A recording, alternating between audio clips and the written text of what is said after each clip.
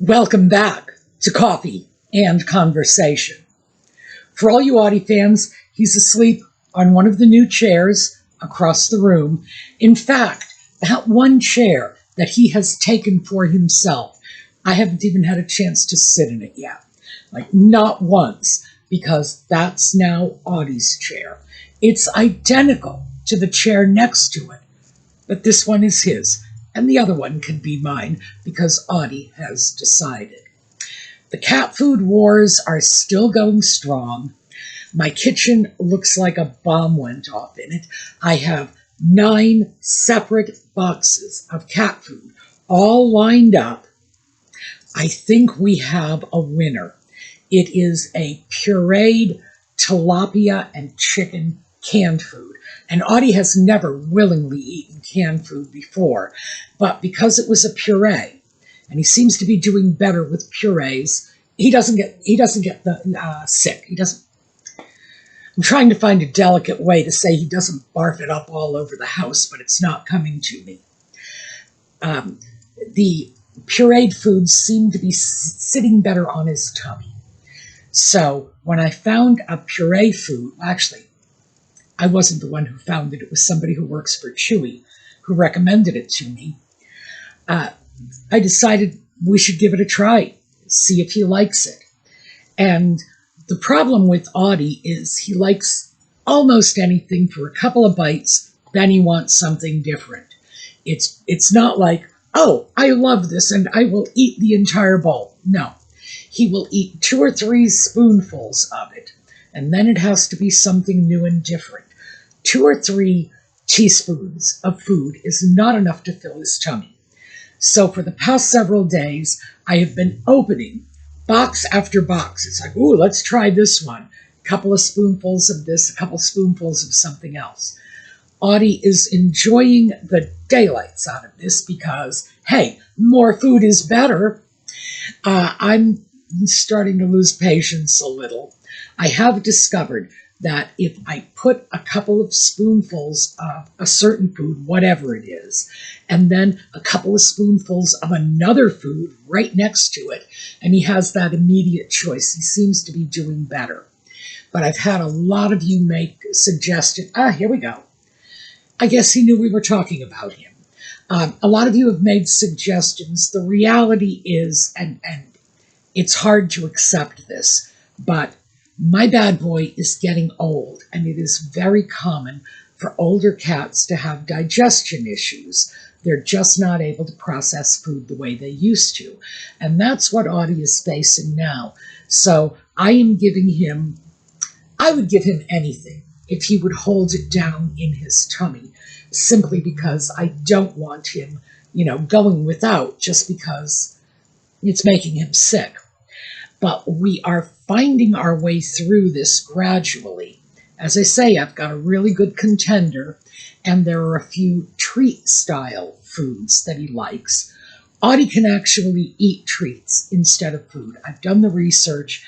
Cat treats are, in fact, nutritionally adequate. And the truth is, if I had to supplement it with vitamins, I would, just because he's getting old. This is not the time in his life when I want to make him miserable. This is the time in his life when I want him to be happy and contented, and I want that little belly to be full. So we are working through this. Now, you all know I'm going to lose this war. There's no 2 ways around it.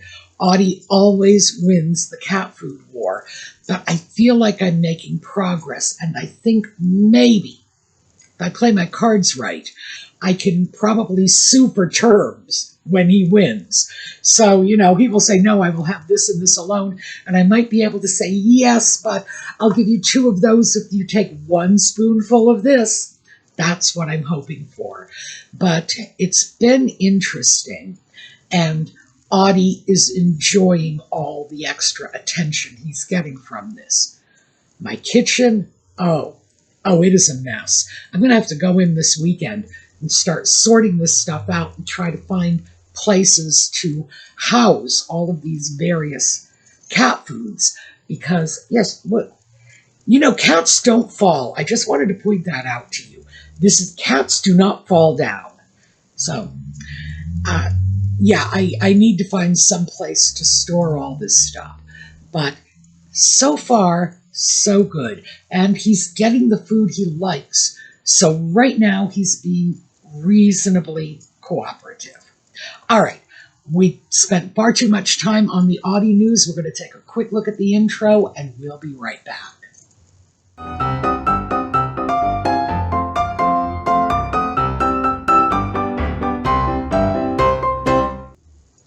So, my bad boy got a little extra nibble of food and went back to his chair and went to sleep. So, let's hope I'll be able to finish the video in peace.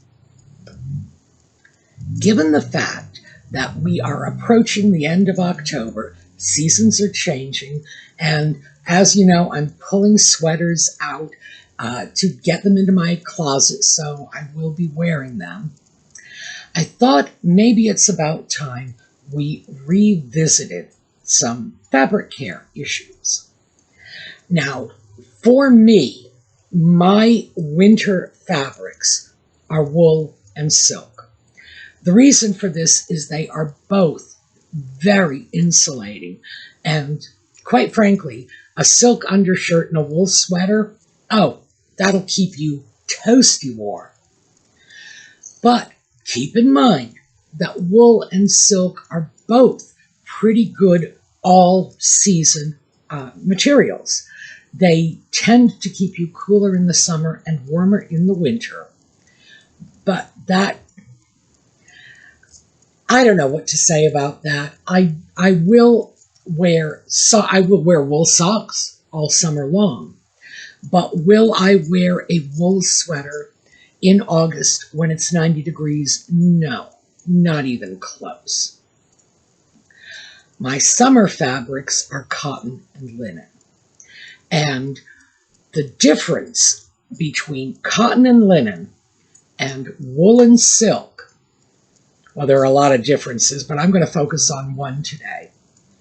Cotton and linen are stronger when wet. Wool and silk are weaker when wet.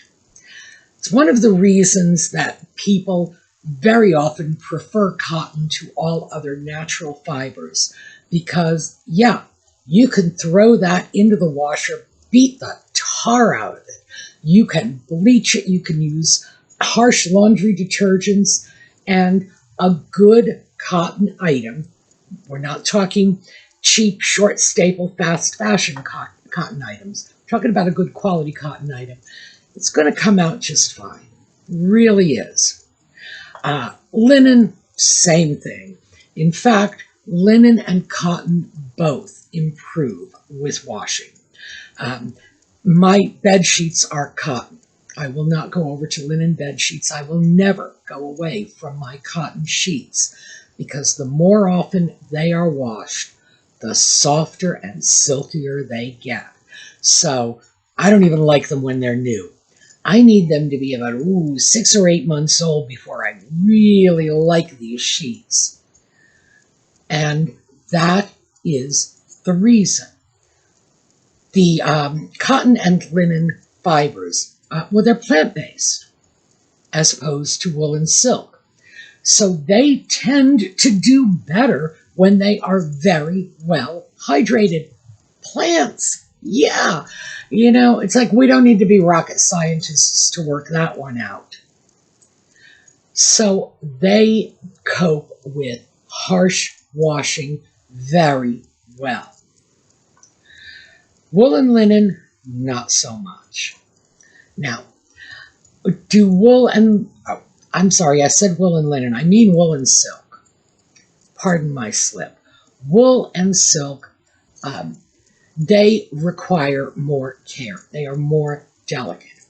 If you have wool or silk items that have the manufacturer's tag saying dry clean only, consider it.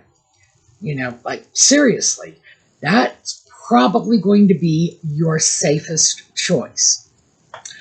For full transparency, there are very few things I dry clean. Even with wools and silks, I will wash a wool blazer. I haven't done that in a while.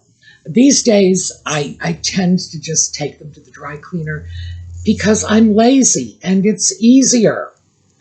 But I've done it in the past, and if something came up, if I had some reason to want to wash a wool blazer, I know how to do it. You see, the washing isn't the tricky part. It's getting it back into the original shape that is the tricky part. It's pressing and steaming and reblocking that piece. That is what's going to take time. That is what's going to take effort. And if you've never done that before, don't start with a wool or silk blazer. That should not be your starting point. You know, grab a cotton blazer or maybe a polyester blazer that's already headed for the donation box and experiment with that first.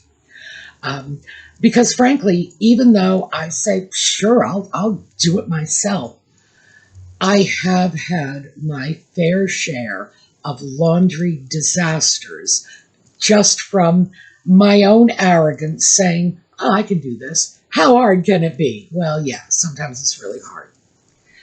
Also, keep in mind that when I say I can reblock a blazer, I already have the iron, I have the steamer, I have the sleeve board for the sleeves, I have the tailor's hands to puff out the shoulders, to shove into the sleeves so I can handle them as I am pressing them. Yeah, it's a lot of equipment you need for this sort of thing. And I can do it. A lot of people can do it. The main reason I can do it is because I was taught by the previous generation. So many of us were taught by our mothers, our grandmothers. A few of us were lucky and had really good home economics teachers way back when they taught that in school. So we know how to do it. Doesn't always make it the smart thing to do. Just putting that out there.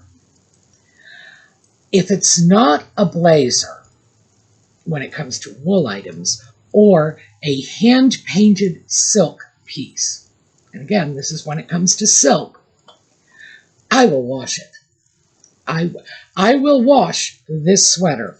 I will wash this in my washing machine. The way I do it is I will turn it inside out. Here, this one, let me show you. The seams are on the outside. It's some trendy little, fashion statement. I actually kind of like that. I thought it was cute. It's one of the reasons I bought it. But I will turn this inside out where there are no seams, and I will have to remind myself every step of the way. If I see the seam, I haven't turned it inside out yet, because ordinarily this looks like the inside of every other wool item I own. This is the anomaly. Inside out, throw it into a garment bag, and I will use a delicate detergent. Now, I have liquid Castile soap. That's very good. I also have a few specialty wool cleaners. But if you're looking for a good detergent for delicates, wools, silks, don't make yourself crazy paying high prices for specialty cleaning compounds. Just go to your nearest Walmart and get the store brand baby shampoo. It is a good cleaner. It is delicate. They are usually hypoallergenic and all the other things they do for babies. Obviously, it's going to be safe. It's meant for a baby's head. So, how much more safe than that can you get? But most people really don't understand the value of a bottle of baby shampoo in their laundry cabinet. It is a very good, very inexpensive wash for delicate items. So that would be my suggestion. Instead of going out, because you can get a bottle of baby shampoo like this at Walmart for a couple of dollars. You go out and you get a bottle like this of fancy specialty wool delicate laundry soap for $8. So you do the math. I've already made my decision. So I find that when they come out of the wash, they're fine. They are clean. And usually when they come out of that little mesh bag. And because the washing machine has already spun all the water out of them, they're pretty much, well, very nearly dry. If it's wool, I'm probably just going to put it on a hanger. A piece like this, I will put it on a wide-shouldered hanger because I don't want to put coat hanger marks along the shoulders. But I do have wide-shouldered hangers. I've shown you pictures of them. I'll dig up some pictures and show you what they look like. I keep those on hand for my sweaters, frankly. And I have plenty of them, so it's not like I'm going to be deprived if I pull one out of my closet to dry a sweater. It's not likely I will dry my wool outdoors. For one thing, I don't have a clothesline. I should probably try to set one up, but I haven't found the need. And for another, we have a lot of birds in our area, and I have no intention of pulling something out of the washing machine, putting it outside on the line, and having a bird come by and say, "Oh, look, my new toilet." So yeah, but I do have a covered patio and I have a covered porch, so I have places I could safely hang it, and I'm going to have to consider that. Ordinarily, it'll just go onto the shower rod in the bathroom, and I will open the window or turn on the exhaust fan, and everything's fine. I've never had problems with sweaters like this. Just haven't. They come out fine. There are no issues. With silks, they will come out, they will get hung on something or other until they are almost dried, and then I'll just press them the rest of the way. Because whatever it is, if it's silk, it's probably a scarf. Well, you know me, it's probably a scarf. But I do have some silk blouses, and I'll just press them out while they're still slightly damp, put them on hangers, and put them back in the closet, and we're good to go. They really do not take a lot of additional care, especially when you consider that our workhorse fabrics, the cotton and the linen, they are absolutely going to need some special care. Cotton needs to be pressed. The only way you find a cotton that doesn't need to be pressed is if it's got that, permanent press composition in it, which probably means it's not 100% cotton. Cotton needs to be pressed. A lot of people will press linen religiously. I do not, but after I've machine washed some linen pieces, and by that I mean like nice blouses. If it is just a linen t-shirt or something, no. Pop it on a hanger, dry it on the rack, and I don't worry about it. But if it is a nice blouse, a structured blouse, a tailored blouse, I will press it. And I will not press it until it comes out of the wash again. Anything that it needs in between washings, I am just going to spritz it with a little spray bottle of water. That's it. And it will take out the worst of the wrinkles, but it leaves the linen texture, which is, of course, why people buy linen in the first place. At least I think that's why. So, do I find wool and silk hard to care for? Absolutely not. I find them, to tell you the truth, I find them easier to care for than cotton. Because if I have something that is cotton, it must be pressed. It gets washed, it has to be pressed. I have no cotton items whatsoever that are suitable to be, like folded back up and put away. Actually, that's not true. My knit cotton tank tops, I think I have to drop one. Knit cotton tank tops, those I can fold up and put in a drawer, and it's no big deal. But in terms of everything else, yes, it does have to be pressed. So wool doesn't necessarily have to be pressed, and unless you're reblocking your favorite blazer, they really don't need pressing. Silk items, yes.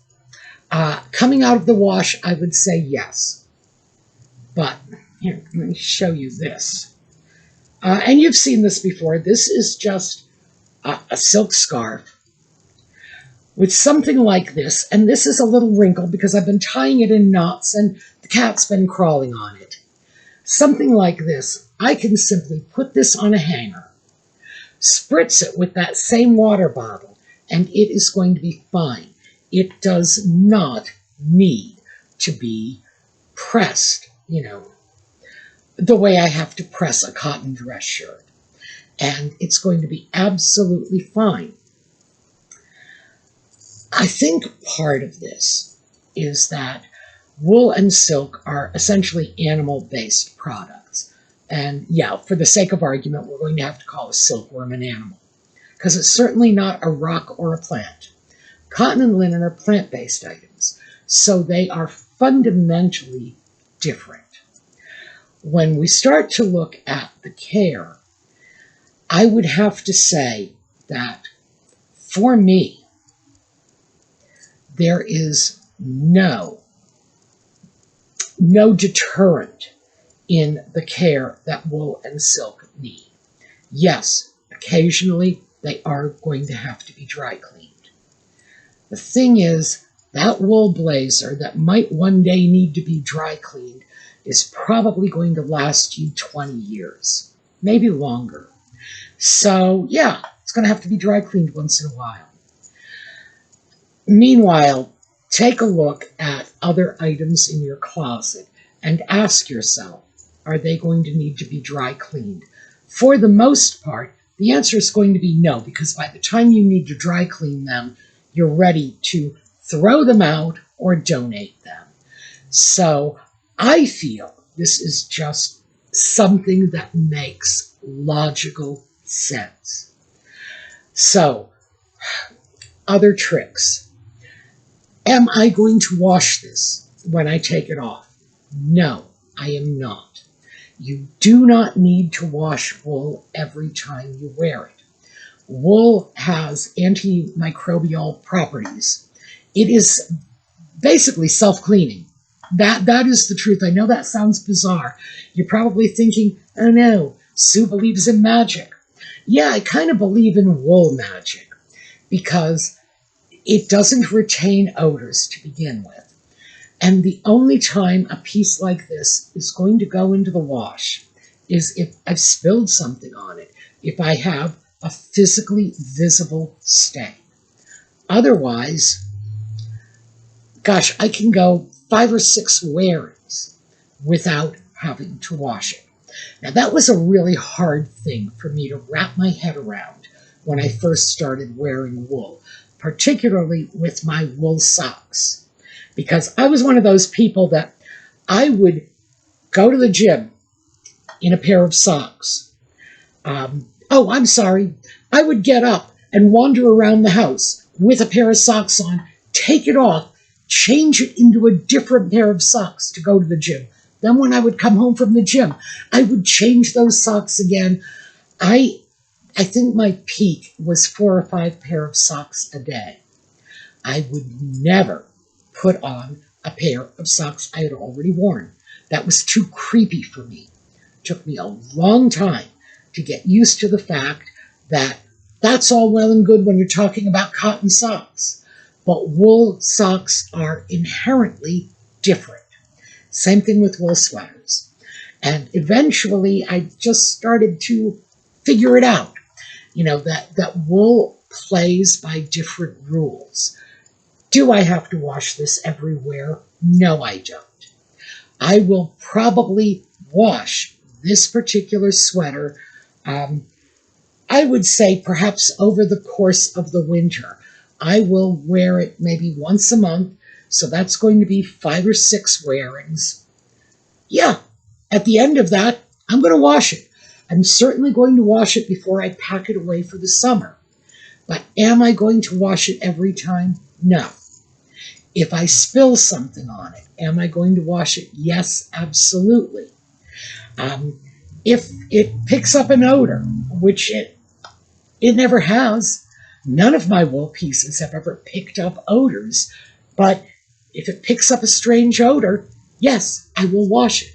So it's not as if I have given up on personal hygiene altogether. But wool is different. Different rules apply. Fortunately for me, most of my silk items are scarves like these. And because they are scarves, they are not, it's not underwear, it's not other than hanging around my neck, which, in the summertime can be an issue. Most of the time they are not in much close contact with my body, so they do not need to be washed all the time. Do they need to be washed occasionally? Yes, they do. They are easy enough to deal with. So I would say anyone who is looking at natural fabrics needs to remember that, yes, they require different care.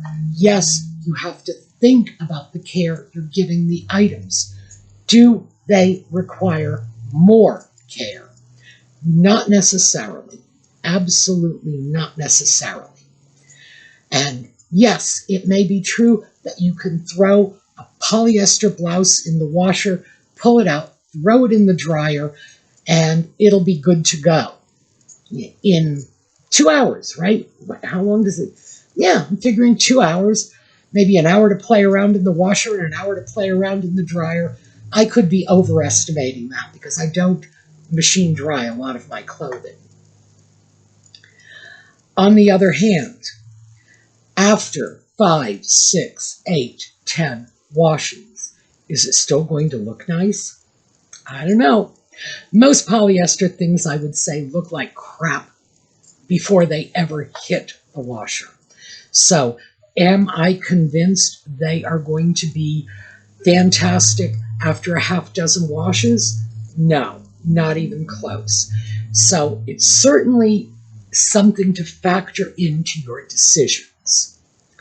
Now, I'm sure all of this probably sounds like I'm running a commercial for the wool industry, the silk industry, the cotton industry, the linen industry, and I suppose in a way I am. I think we are all better off with natural fibers. I think that, and remember, I come from the generation that grew up on that whole better living through chemistry. I think that there is enough toxicity out there in the environment that it doesn't really hurt us to back away from that occasionally, especially if it's not hard for us to do so. Is it hard to buy a 100% cotton shirt instead of a polyester shirt? Absolutely not. Most of my tank tops come from Target. And for those of you overseas, Target is sort of, it's a step above Walmart, but it's still largely a discount store. My tank tops are 100% cotton. They come from Target, and I have paid as little as $2.35, I swear that's the truth, for a tank top from Target. And I don't think I have ever paid more than $10. And the only reason I'll go that high is if it's in a color or a style I really, really, really want. So we're talking cheap. And I think in most cases, that's what we're dealing with. The prices, obviously you're going to get polyester for less. But you can still get natural materials like cotton, like wool. Silk tends to be a little pricier at comparable prices. So just keep that in mind. And I think the benefits you get from these fabrics outweigh everything. The extra cost, the extra thinking when you wash, throwing them into that little mesh garment bag, using the special baby shampoo, which is dirt cheap, taking them out, line drying them instead of throwing them in your clothes dryer. It's not more work, it's just different work. I think it's worth it. I really do. So now that we're hitting the time of year when the winter fabrics are coming out, let's make sure we're taking care of them properly.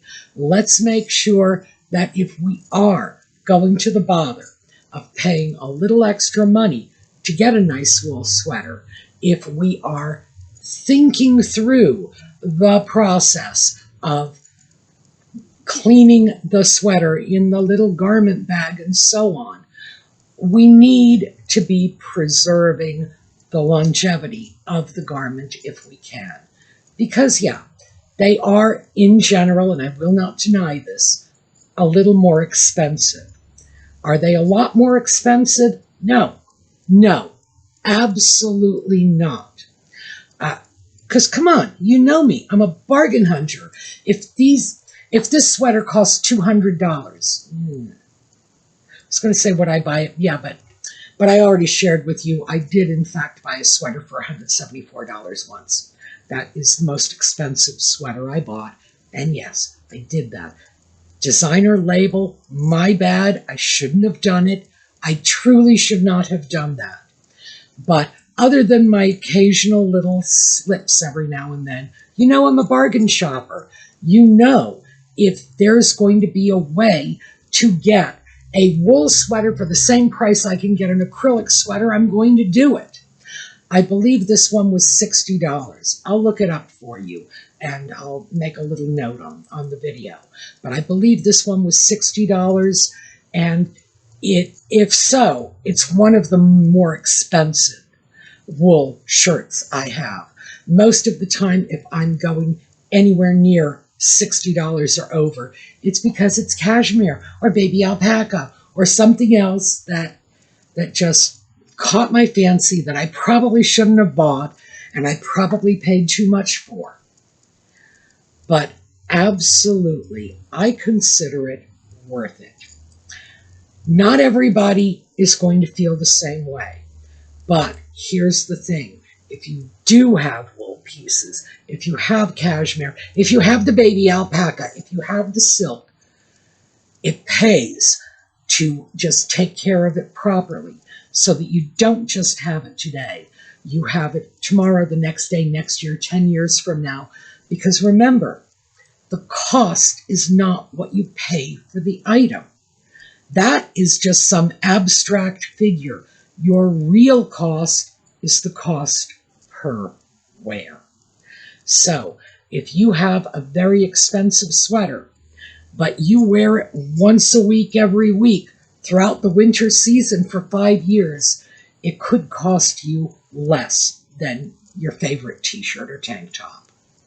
Just saying. Anyway, I thought it was about time we revisited this. Now, obviously, if you have laundry tips or tricks, this is the video to share them. So, we've done wool and silk today. Maybe we'll do something else tomorrow. I'm not sure. Maybe we'll just get away from laundry altogether. But I will give you an update on the cat food wars because, I'm probably going to need allies in my battle because, as I say, he's won every war we've ever fought in the past. So my chances of success are very tiny. All right. So, thanks for being with us. I hope to see you all tomorrow. And meanwhile, Have a terrific day.